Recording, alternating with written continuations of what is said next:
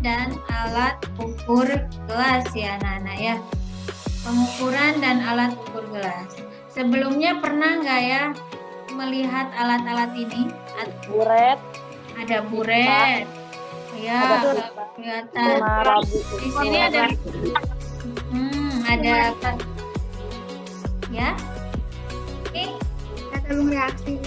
tabung reaksi yang dipegang ini ya. Kemudian ada juga yang ini. Ini apa nih? Gelas ukur.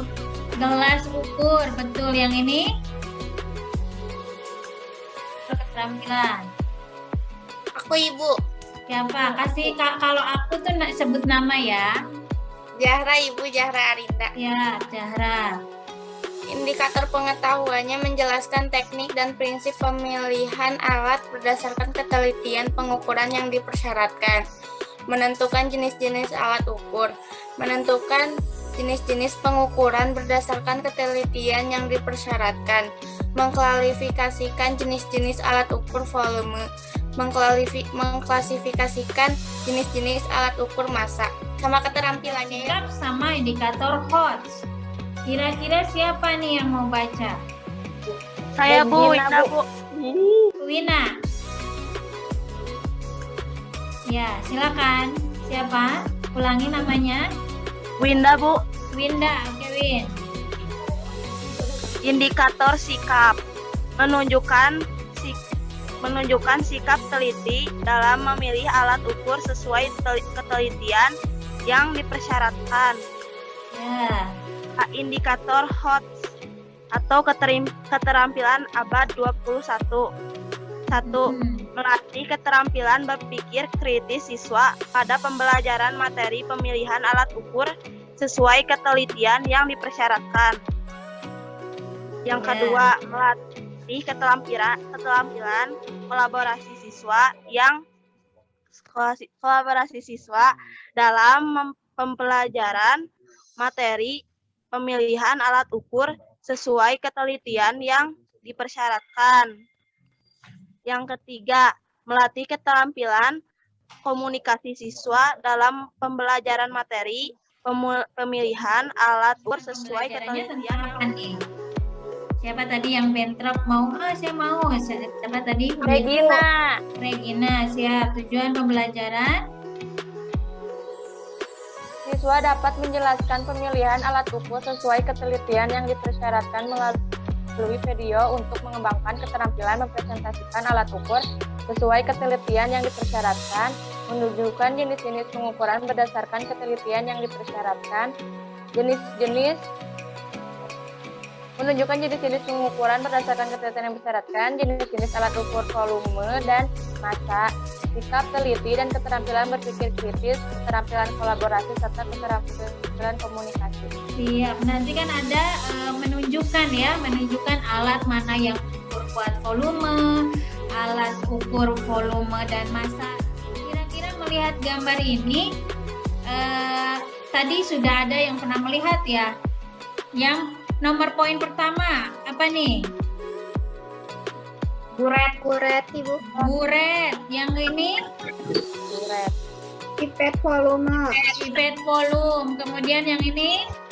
Labu ukur. Yang ini? Yang ini? Yang ada tempat dudukannya, namanya? Apa ya? Gelas ukur. Betul. Ini ada beberapa contoh ya. Ada gelas, semuanya ini untuk mengukur. Tapi mengukur volume atau mengukur massa ya ini ya? Volume. Iya. Jadi di situ nanti LKS yang sudah kalian pegang, perhatikan kalian melihat gambar di atas. Manakah yang menjadi pusat perhatian kalian? Lalu silakan dituliskan di pendahuluan, kegiatan pendahuluan di LKS-nya. Karena nanti sambil jalan, sambil ngerjain LKS, sehingga nanti kalau pas udah selesai, nanti Ibu kasih sesi, setelah selesai Zoom ini Ibu kasih sesi ya, untuk mengerjakan, menyelesaikan, dan diupload ke kelas online. Harapan Ibu sesuai dengan waktunya ya, karena kalau misalkan melebihi, itu pun penilaiannya akan. Jadi ini ada alat-alat gelas ukur yang ada di laboratorium. Gelas ukur volume. Jadi untuk mengukur volume. Anda sudah melihat tadi videonya. Mari kita cek dulu. Kemarin ada video tentang apa saja yang kalian tonton tadi. Sambil Ibu buka, sambil Ibu cek. Yang kalian tadi tonton tentang video, ada yang bisa apa? Soalnya kan di situnya juga nggak dijelasin. Terus tadi juga ada beberapa dari teman-teman yang lain, cara kalibrasi volumetrik, terus apakah untuk yang ketiga, apakah untuk menentukan skala pada buret atau volume yang diinginkan harus sama pengukurannya seperti pipet. Terus ada juga yang keempat, bagaimana cara perawatan buret sebelum dan setelah dipakai. Itu udah. Maaf. oh ya. Di antaranya seperti itu. Oke. Ya. Jadi ada ya beberapa pertanyaan itu.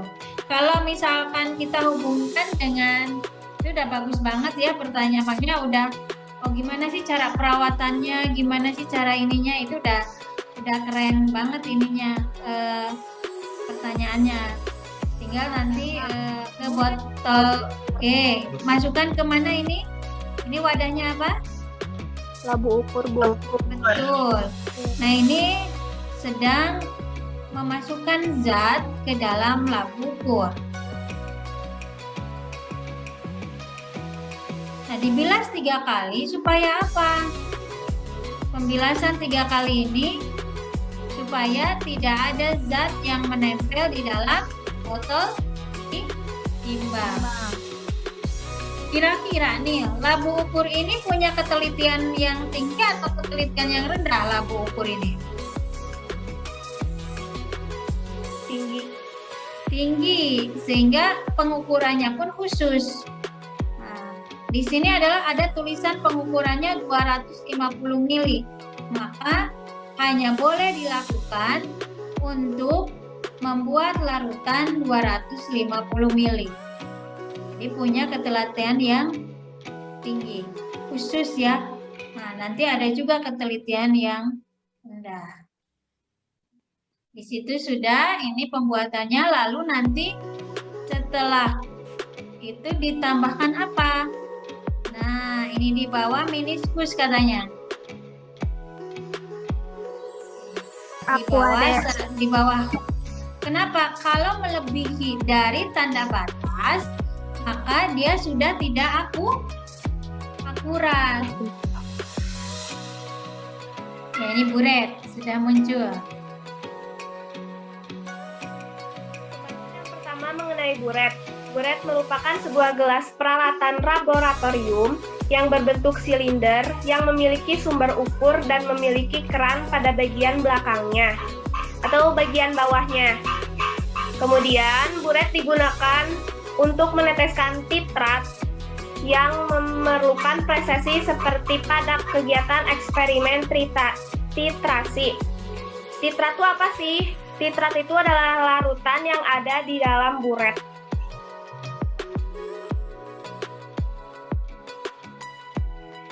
Buret adalah fungsi buret. Fungsi buret untuk mengukur volume suatu cairan atau gas. Namun tentunya ini berdasarkan jenis buret yang digunakan. Dikutip dari Akademia, fungsi buret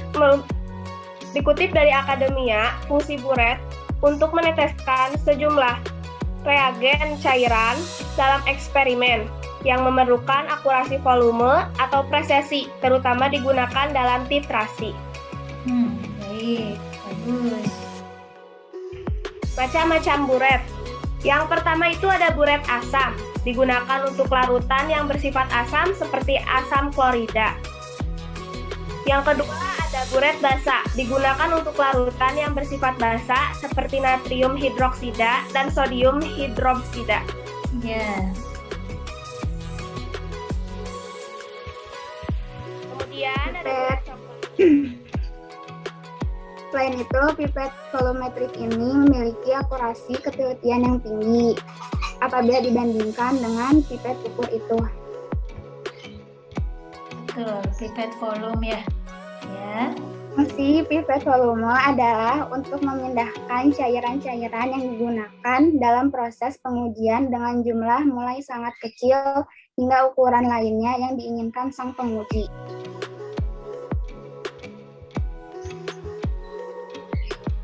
Cara penggunaan pipet. Jadi, sebelum menggunakan pipet itu dibilas terlebih dahulu dengan aquades sebanyak 3 kali. Kemudian dibilas lagi menggunakan larutan yang akan dipakai sebanyak 3 kali.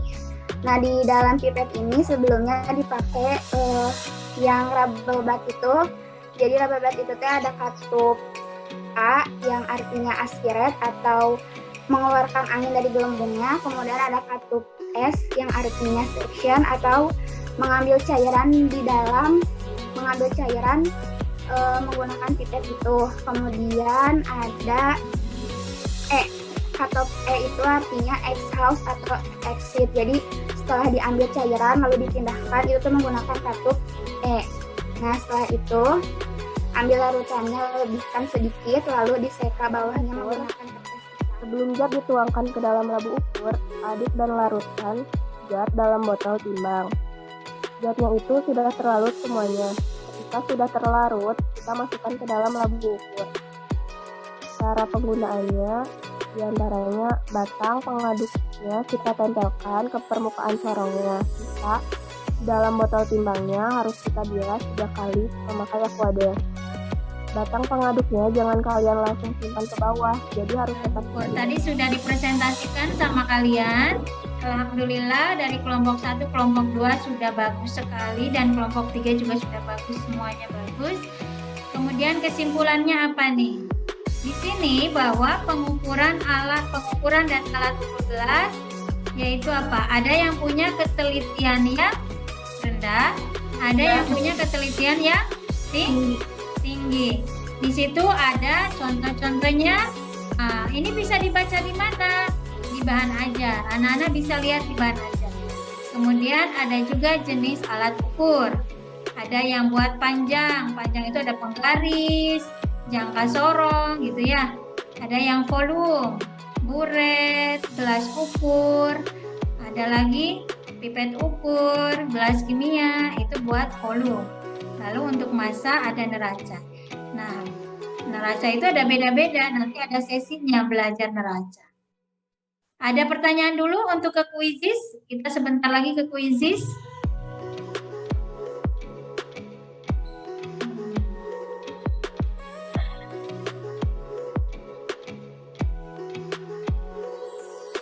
Nah, sudah ada yang 4.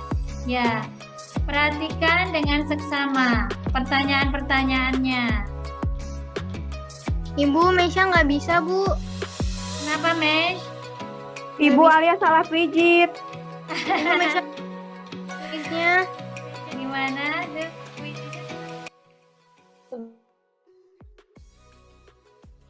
Sebelum pelajaran berakhir, semoga kita diberi manfaat, pemahaman dari materi yang telah disampaikan oleh Bu Anissa. Mari kita berdoa menurut kepercayaan masing-masing. Berdoa dimulai.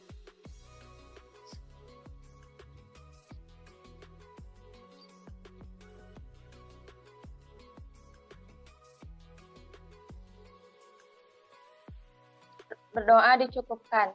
Beri salam. Assalamualaikum warahmatullahi wabarakatuh. Waalaikumsalam warahmatullahi wabarakatuh. Terima kasih, Nana. Sama-sama.